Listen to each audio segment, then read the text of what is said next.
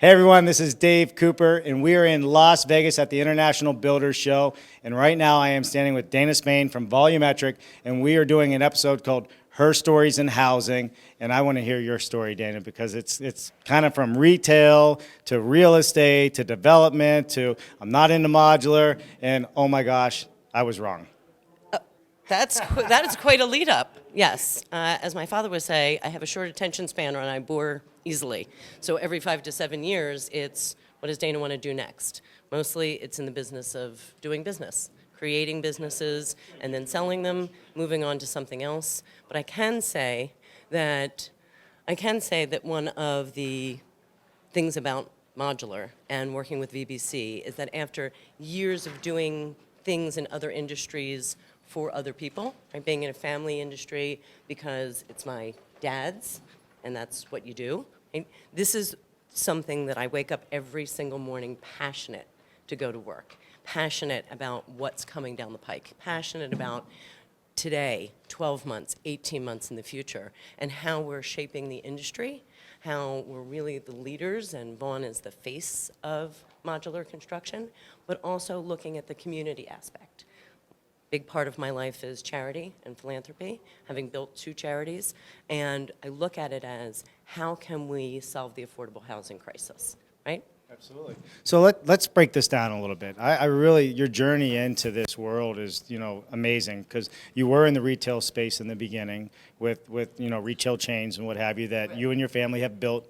Then you got into real estate and development. Tell me a little bit about what it was like when you first got in development as a female in this industry. Oh, that's very interesting, and I'd like to tell you a little anecdote, if I may. And that is that I was doing a historic rehab, complete trades union, the right way, the whole thing. And we had a lot of problems with theft and breakage and things that happen with on-site construction and rehabilitation. And as a woman, everybody looked at me as a pushover.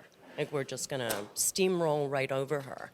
What they didn't realize is that as a woman in construction, it brings a different dynamic, right? Because the old sort of rough and tumble 1950s, right out of central casting union guy, are you going to take a swing at me? Because I invite that. Let's see where that goes, right? They don't expect that a woman who's 5'2" in her construction boot and hats is going to have a foul mouth, some backup to her, right? And stand my ground and say, this is my building and it's going to be my way. So it was a very interesting learning experience for me, but it was also a very interesting learning experience for the people in the industry that were used to doing it a certain way. Right, with a certain type of person too. With a certain type of person, because I may look nice, but I can be not nice. Well, it does. This is construction. You're on job sites. You're dealing with unions, and there's this good old boy network that we've all seen that's out there. I have a friend, Margaret Whelan, who's a finance person. She's right. Awesome. So awesome. she calls it pale, male, and stale. Oh. PMS. I love that. Right. Oh my gosh, Margaret, my hero. Yeah, it's exactly that. And so a woman's perspective, right, brings something different both to the construction industry, but in general, right? We're the caregivers, we're the caretakers, we want everybody to have a positive environment and experience, but we're also the disciplinarians, right? We set a process and you follow that process, and if you step out of line,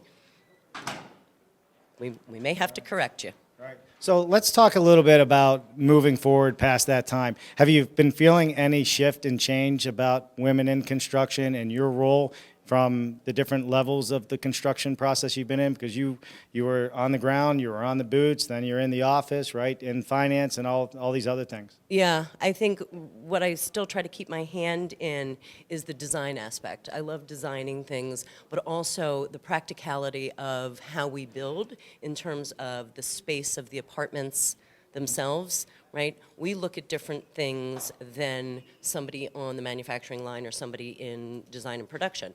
I look at closet space. I look at how the kitchen is set up to actually cook a meal. I look at the bathroom size and the accessibility and storage and a lot of developers don't do that. Here's the box is the box, right? We can be very creative within the module itself, but it's also a person's home at the end of the day. And sometimes we lose sight of that, especially on the manufacturing line, because they don't see the end result of this beautiful building that we're putting together. So it's important for us to continue to remind ourselves and those that we work with that this is someone's home.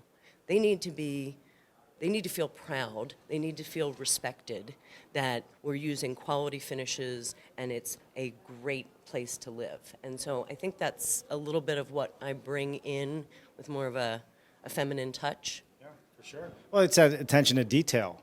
I mean, it really is the attention to detail. I've had the opportunity to travel to a lot of modular manufacturers and SIP panel wall manufacturers, and it is amazing the amount of women that are now on the production floor and how much the production floor managers say they would take 100 women over 100 men for some of these reasons, especially when you get into cabinet making and some of those other avenues. Yeah, the attention to detail, but also the willingness to ask questions. Right?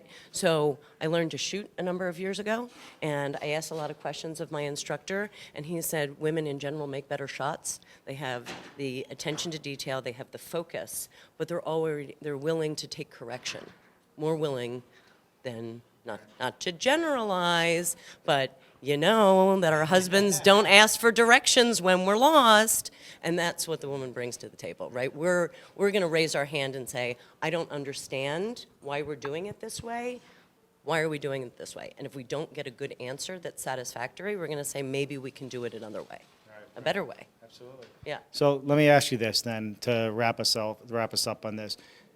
Would you encourage other women to be in this industry? Do you feel there's an opportunity for them to really succeed and move to the next level?